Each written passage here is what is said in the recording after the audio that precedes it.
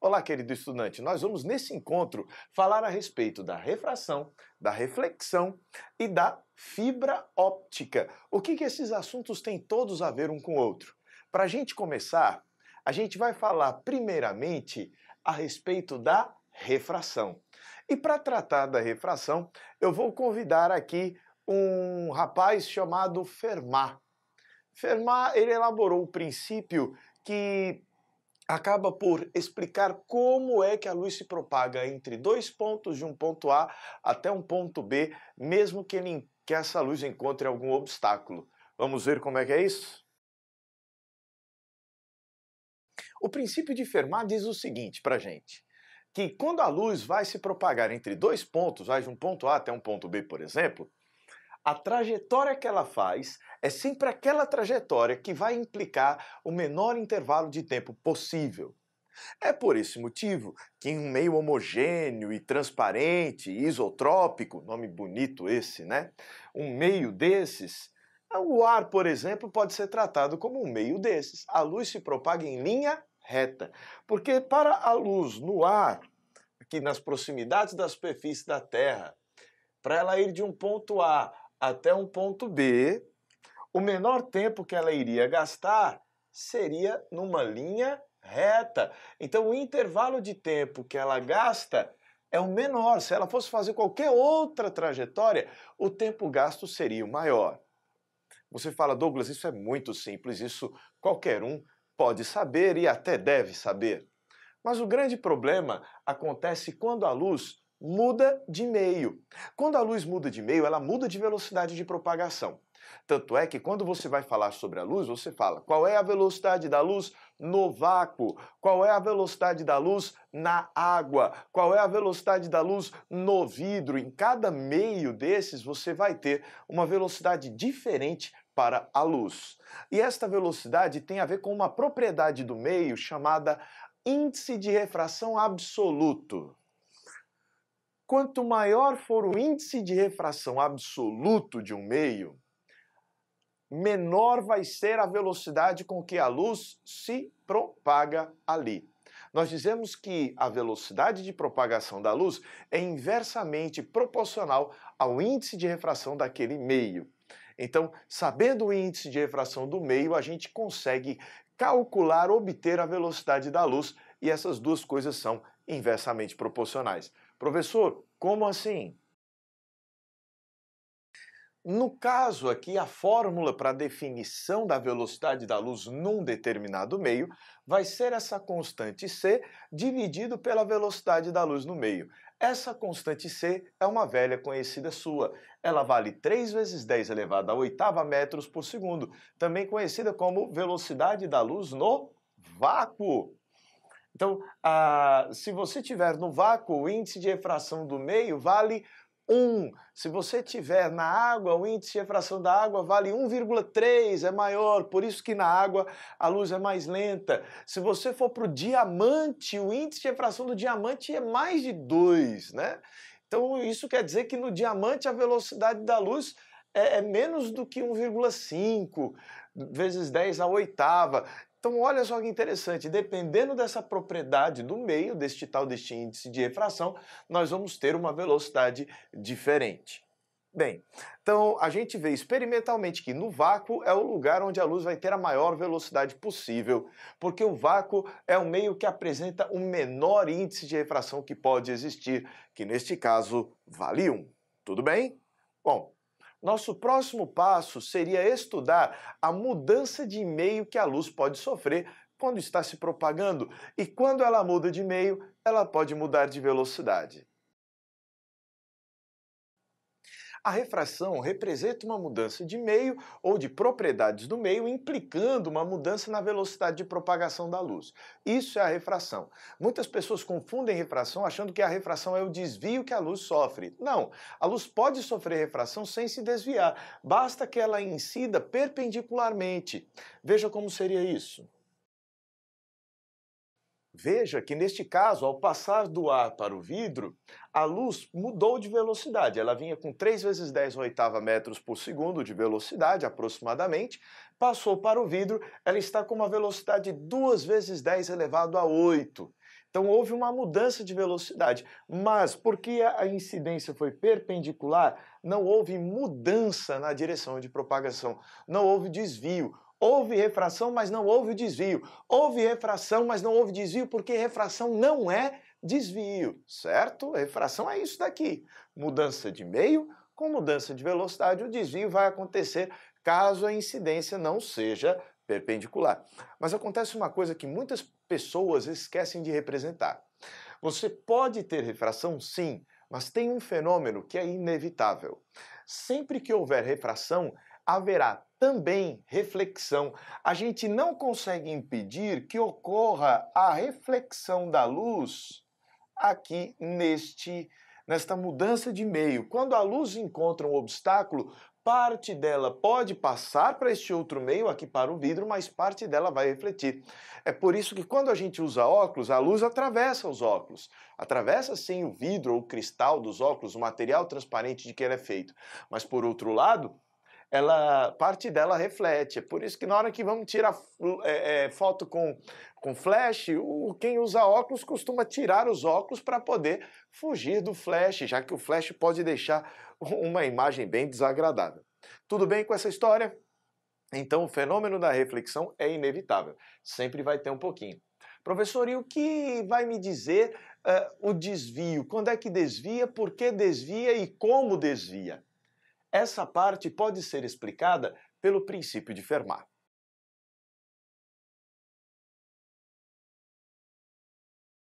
Imagine agora que você tenha um salva-vidas sentado numa cadeira, uma piscina e um garoto se afogando ali na piscina. A pergunta que eu te faço é: se esse salva-vida quiser salvar essa criança com a maior eficiência possível, ele deveria ser como a luz. Ele deveria, entre os dois pontos, percorrer a trajetória de menor tempo. Porque quanto mais rápido for o salvamento, quanto menos tempo ele demorar, mais as chances de essa criança sair com saúde da piscina. Agora, a ideia mais legal de todas é a seguinte: qual deveria ser a trajetória para garantir que o tempo seria mínimo? Pensa. Professor, uma linha reta, né? Então você que é um excelente salva-vidas, vem em linha reta, correndo e nadando para salvar a criança. Não é essa a ideia que você teve? Pois é. Se você fizer isso, você acabou de matar a criança. Você fala, mas por que, Douglas? Não é a trajetória de menor tempo, não é a trajetória mais curta? Nem sempre. Por que eu estou te dizendo isso? Porque quando ele chega até a água, ele vai perder velocidade. Vamos ver a vista superior disso aí. Por melhor que seja o salva-vidas, quando ele está na água, ele não tem a mesma velocidade do que quando ele está no cimento, né? Ou na cerâmica, no solo, ele não vai ser tão rápido na água. Isso quer dizer que se você supôs que o menor tempo seria na menor distância, você se enganou por um motivo muito simples. Se você deixar a mesma distância para ser percorrida no cimento e na água, muita distância na água, o salva-vidas vai perder tempo demais, porque ele é lento na água. Professor, então como é que deveria ser? Deveria ser eu aumento a distância bastante, o máximo que eu puder, aqui na areia e vou com uma distância mínima aqui com 90 graus? Também não. Você acredita que desse caso também vai demorar muito?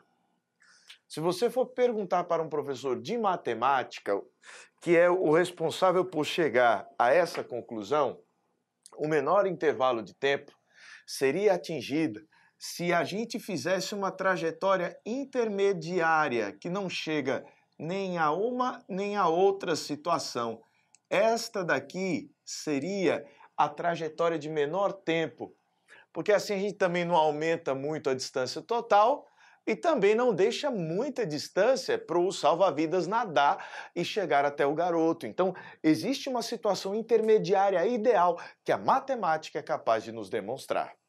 Eu vou apagar aqui, então, toda essa explicação, a gente já sabe que agora é uma trajetória intermediária, a matemática, o cálculo vai ajudar a fazer isso, mas eu vou trazer direto a solução para você. Agora vamos deixar o salva-vidas para lá e vamos pensar na luz. A luz, se vai de um ponto A até um ponto B, vai segundo a trajetória de menor tempo.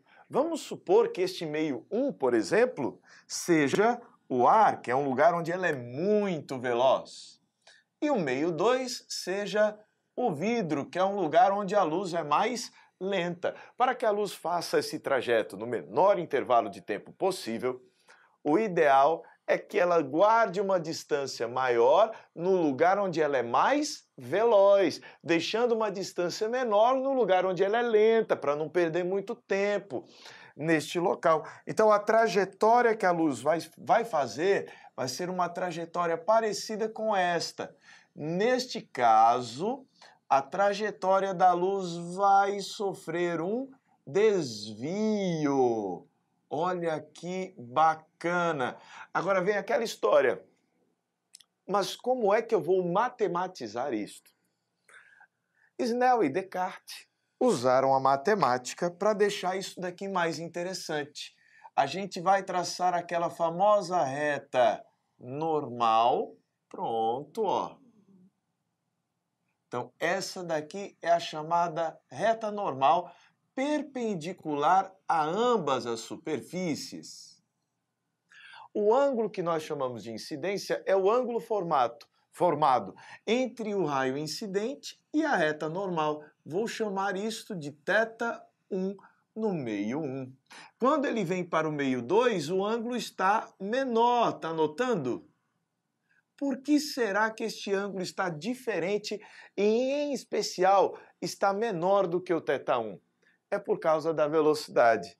A gente tem aqui a velocidade de propagação V1 maior, e quando ele passa para este outro meio, você vai ter uma velocidade de propagação V2 menor. Sempre que a velocidade diminui, este ângulo vai diminuir para garantir uma distânciazinha menor ideal. A prova matemática disso você encontra em livros de ensino superior e até em livros de cálculo, de matemática mesmo. Esse é um problema bem interessante de ser resolvido na matemática.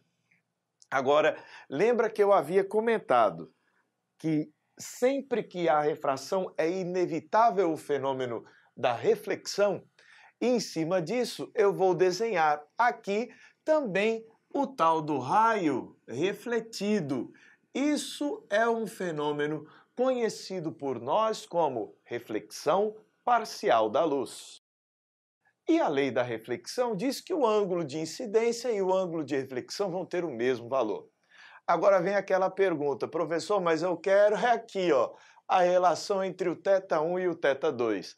É aí que vai entrar a lei de Snell ou lei de René Descartes, né? Os dois fizeram a mesma lei em tempos e lugares diferentes, então a lei acabou ficando para os dois. Mas é mais comum se falar no Snell. Então nós podemos dizer que o seno de θ1 está para o seno de θ2, assim como V1 está para V2, ou seja, os senos dos ângulos são proporcionais às velocidades envolvidas.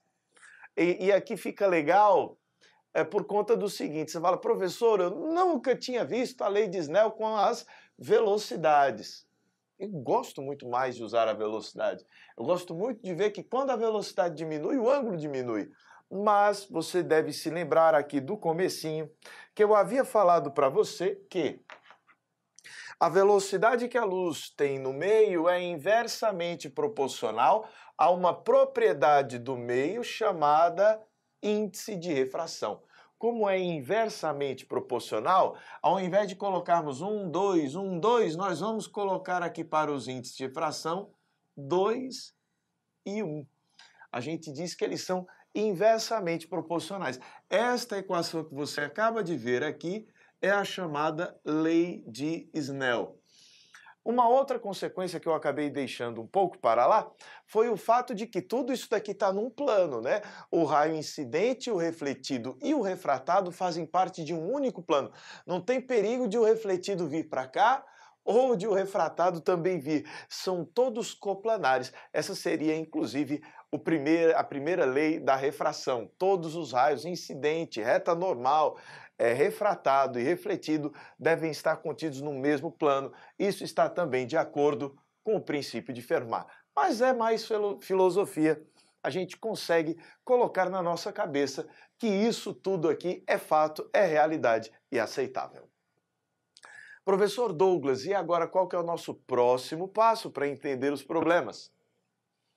A gente precisa saber que do ar para a água o ângulo sempre diminui. E da água para o ar, por exemplo, ou aqui no caso do vidro para o ar, o ângulo sempre vai aumentar, a não ser que seja uma incidência perpendicular. Na incidência perpendicular o ângulo não varia, ele entra com 90, sai com 90, ou na verdade incide com 0 e refrata com 0, a gente não vai ter desvios. Os desvios a gente só vai ter se a incidência não for normal, se o ângulo de incidência não for 0. Né? Cuidado com essa confusão entre ângulo de incidência e ângulo com a superfície. Bem, próximo passo. E cadê a tal da fibra óptica? Onde é que a fibra óptica, né, entra nessa história? Me acompanhe. Aqui vem um problema dos livros didáticos de física. Eles não explicam reflexão total direito. Cuidado! A nossa ideia básica vai ser: quando não há refração, ocorre apenas reflexão. A gente diz que, neste caso, a reflexão é total. Os livros não costumam representar a reflexão parcial da luz. Professor, não estou entendendo de onde é que veio este problema. Vamos exemplificar. Inicialmente, imagine que nós tenhamos aqui a água nessa região de baixo e o ar na região de cima. Quando você tem um raio luminoso vindo da água para o ar, ele passa, se incidir perpendicular, ele passa reto, ó, sem sofrer desvio. Mas uma coisa você precisa ter em mente: vai existir sim a reflexão. Então, parte da luz é refratada, parte da luz é refletida. A gente precisa representar isso, senão dá problema. Professor, o que mais que eu preciso saber a respeito disso? E se por um acaso eu fizer o ângulo de incidência não ser assim? Se eu aumentar um pouco o ângulo de incidência, vamos traçar aqui a reta normal para representar aqui no nosso problema, e aumentar o ângulo de incidência, vamos fazer incidir com um ângulo maior, da água para o ar. O que acontece com a velocidade da luz quando se passa da água para o ar? Quando a luz passa para o ar, a velocidade da luz aumenta. Então, o que vai acontecer com o ângulo? Aumentar. Verifique que este ângulo agora está maior do que o de baixo, porque a velocidade está aumentando. Mas você não deve se esquecer do fato de que, se existe refração, existe também a reflexão. A reflexão é um fenômeno inevitável e o ângulo de reflexão é igual ao ângulo de incidência. Então, nós vamos ter incidência, refração e reflexão, as três coisas acontecendo. Eu vou aumentar mais ainda o ângulo de incidência. Isso vai provocar um aumento também no ângulo de refração. Eu posso aumentar tanto o ângulo de incidência até que o raio que refrata, ele sai com o maior valor possível. Então eu vou aumentando o ângulo de incidência, o ângulo de refração vai aumentando também, e nesse caso, o nosso ângulo de refração, ele chega ao valor máximo antes que o ângulo de incidência possa chegar. A gente diz que quando um dos ângulos atinge o valor de 90 graus, o outro atingiu o valor limite. A gente diz que este ângulo de incidência atingiu o valor limite. A rigor, não existe uma refração a 90 graus. Isso entraria em conflito com o princípio da reversibilidade dos raios luminosos. Mas vamos ignorar um pouco esse fato, vamos admitir que está tendendo a 90 graus ali o ângulo. Se por um acaso aumentar ainda mais o ângulo de incidência, aí não tem mais como o ângulo de refração aumentar. Mas antes disso, volta aqui. Lembra que sempre que existe refração, existe reflexão? Está aqui, ó, o ângulo refletido, o raio refletido, portanto, sempre vai existir. Mas vai chegar uma hora em que, se eu fizer o ângulo de incidência ficar maior do que aquele ângulo limite, fazendo este ângulo, então, maior do que o limite, não acontecerá a refração, porque eu não consigo mais aumentar o ângulo de refração depois dos 90 graus. Então, só vou poder, agora, não ter o raio refratado. O raio refratado não vai existir, não há refração. Quando não há refração, vai acontecer apenas a reflexão. Então, a reflexão, ela é total. Então, esta é a situação em que nós podemos escrever que há a reflexão total. Mas para nós sabermos quando é que acontece essa reflexão total, seria interessante conhecer o ângulo limite. O ângulo limite seria naquela situação hipotética em que o raio e o refratado sairia com 90 graus. Aí eu vou pedir para você reescrever esta equação aqui da lei de Snell, fazendo o produto dos meios pelos extremos, N1 vezes o seno de θ1 é igual a N2 vezes o seno de θ2. Você já deve ter utilizado desta maneira a lei de Snell. Mas agora nós vamos diferenciar a origem, nós não vamos chamar de N1 e N2, nós vamos chamar de meio de origem da luz e o meio do possível destino da luz. Então, há dois meios aqui envolvidos, o meio de origem e o meio de destino. O meio de origem aqui, nesse caso, é a água e o destino seria o ar.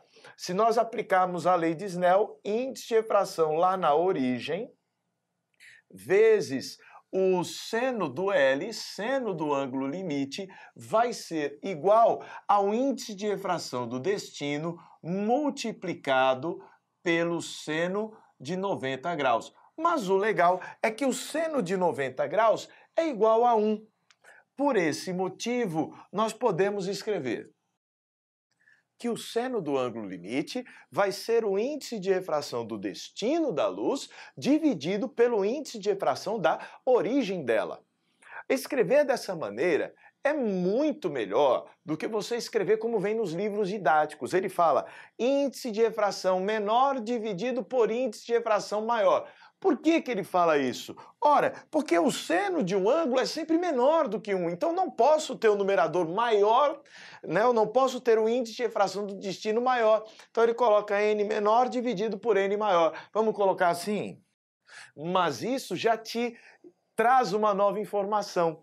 Para poder existir um ângulo limite, para poder haver a possibilidade de reflexão total, o índice de refração do destino deve ser maior do que o da origem. Como assim? O índice de refração do ar, para você ter uma ideia, então o índice de refração do ar é aproximadamente igual a 1.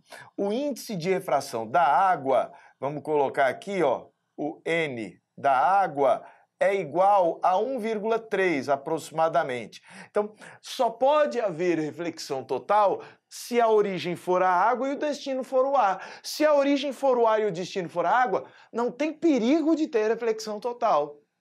Tá dando para acompanhar? E baseado neste fenômeno, se inventou a tal da fibra óptica, que é uma maneira de você lançar luz através de um cabo e essa luz ir refletindo nas laterais do cabo, usando esse princípio da reflexão total. Vamos ver como é que isso acontece? No caso da fibra óptica, um raio luminoso vai adentrar a nossa fibra com um determinado ângulo, geralmente um ângulo pequeno. Quando o ângulo aqui de incidência é pequeno, o ângulo de refração é ainda menor. E aí vai acontecer um fenômeno interessante. Quanto menor este ângulo, maior este daqui, ó. Este ângulo com que vai incidir na lateral da fibra. E como esse ângulo é muito grande, este ângulo provavelmente terá um valor maior do que o ângulo limite entre o material do meio aqui e o material envolvente. Existe uma capa de um material também transparente que pode envolver a sua fibra óptica. O índice de refração desta capa deve ser menor do que o índice de refração da fibra. Por quê? Porque assim pode acontecer a tal da reflexão total.